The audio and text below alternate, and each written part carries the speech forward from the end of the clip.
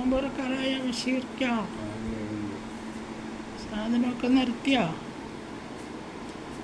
ഇനിയുള്ളതൊക്കെ നിസ്കാരം കഴിഞ്ഞിട്ട് അല്ലേ? ഹലോ ഗെയ്സ്, ഞങ്ങളുടെ നോമ്പ് തുറക്കാനുള്ള ചെറിയൊരു സൽക്കാരം ഞങ്ങൾക്ക് ഇങ്ങനെയൊക്കെയാണ് മതി. ചില നേരം നല്ല ഇതുണ്ടാവും. ഇപ്പം എന്നാലും കുഴപ്പമില്ല.